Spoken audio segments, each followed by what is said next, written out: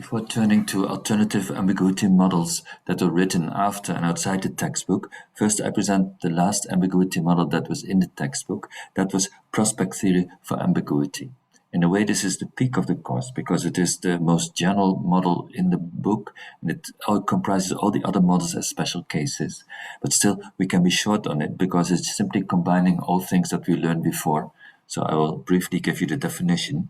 The definition says, so we're talking about decision under uncertainty, preference relation over prospect that are acts. And it says there exists a capital U, and it's decomposed of small u and lambda in ways the same way as it was with prospect theory for decision under risk. So I say no more about it. Now we have event weighting functions, and again, we allow for a different event weighting function for gains than for losses. And then I will tell you how we represent preferences. I assume again a complete rank-signed ordering of the outcomes. In particular, we've specified which are the gains and which are the losses. And then here is a general prospect, giving outcome xj under event ega. And here is the representation functional that represents the preferences. And again, we saw it often before when it was a convex combination of the utility values. Well, for decision under risk, prospect theory was not a convex combination. The weights needed not sum to 1. That's also now for uncertainty. The weights need not exactly sum to 1. But still, everything turns out to be theoretically fine, as Kahneman and Tversky proved, and we trust them on that. Now, I should tell you still how the decision weights are defined. Well, for gains, we define it as we did with rank-dependent utility, the marginal W contribution of the outcome event EJ to the rank RJ. So RJ is the rank of outcome XJ, so the event of receiving an outcome ranked better. And now the weighting function in the marginal W contribution, it should be the W plus function, the weighting function for gains. For j bigger than k, we are dealing with losses, and then the decision weight pi j is the marginal W contribution of the outcome event now to the loss rank. So the loss rank is the event, now it's an event, of outcomes ranked worst. And now for the weighting function, we take W minus, the weighting function for the losses. So this is the definition of prospect theory for ambiguity, and you see it's completely analogous to how we did it with risk. And this is the reference and sign-dependent generalization of rank-dependent utility. And so that's the most general theory in the book. This was introduced by Tversky Kahneman in 1992. And as is well known, I told you before, one big thing they did was they fixed the probability weighting problem by gratefully using Quiggins' idea to do it better. But another, and I think a more important extension in the 92 paper was that they incorporated uncertainty and ambiguity. It's indeed, the 79 paper was only for given probabilities for risk, but in 92 they extended to uncertainty and ambiguity. One remarkable aspect of this theory, it is, to the best of my knowledge, the only ambiguity theory that explicitly says that it is descriptive. It wants to capture empirical phenomena. It does not want to be normative or rational at all. And I sometimes have a bit of difficulty if I read the modern literature on ambiguity. Many models are proposed, and I often also don't say, is it descriptive, is it normative? And if it were descriptive, then there should be links with data. I don't see that happening very much. And if it's normative, rational, there should be arguments why it is normative, or why the ambiguity model in a particular paper, for instance, is more rational than other ambiguity models in the literature. These things I usually don't find specified. But with prospect theory 92, it's very clear. It is descriptive. It wants to be empirically realistic, and that's it.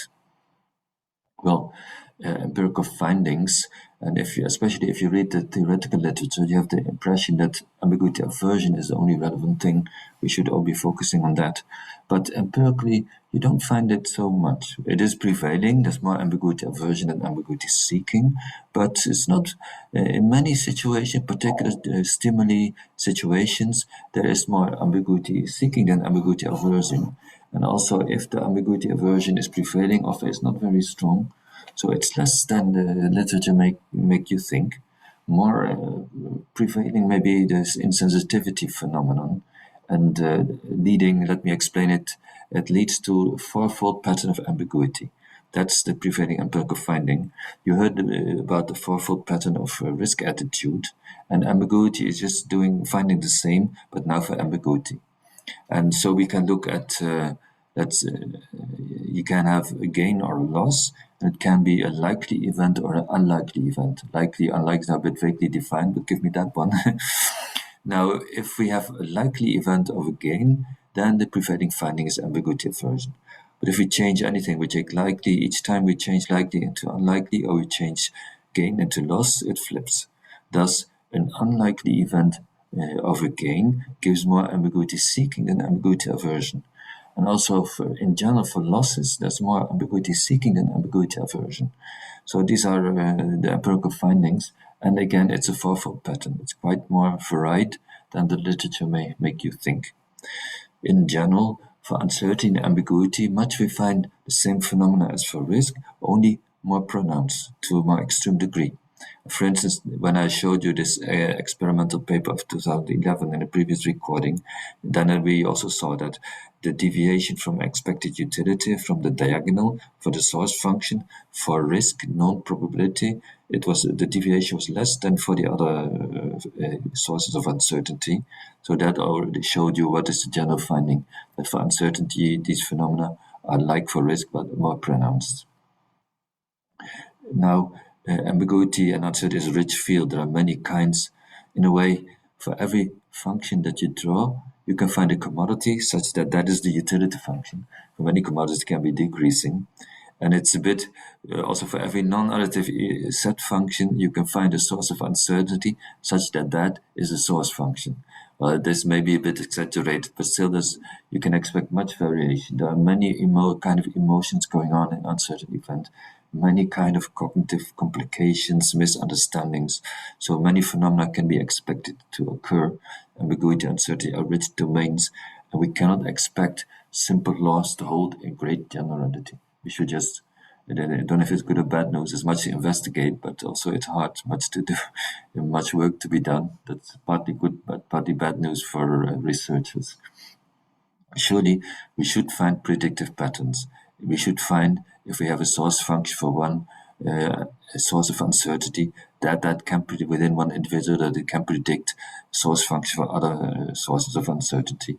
That we must find predictive power. Maybe if we know the attitude of one individual for a source, that we can predict the attitude of another individual for that source. Things like that will have to be discovered, investigated.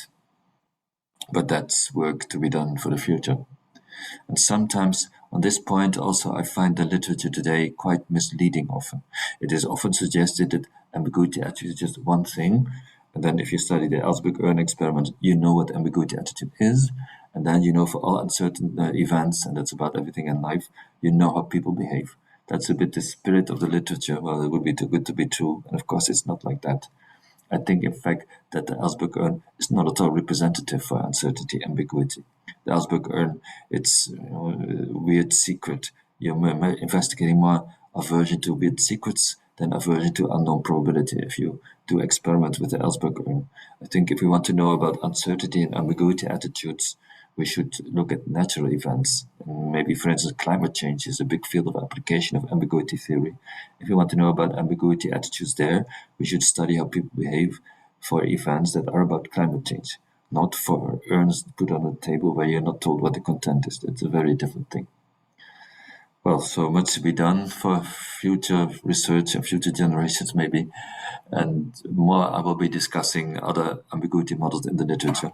That will be in next recordings.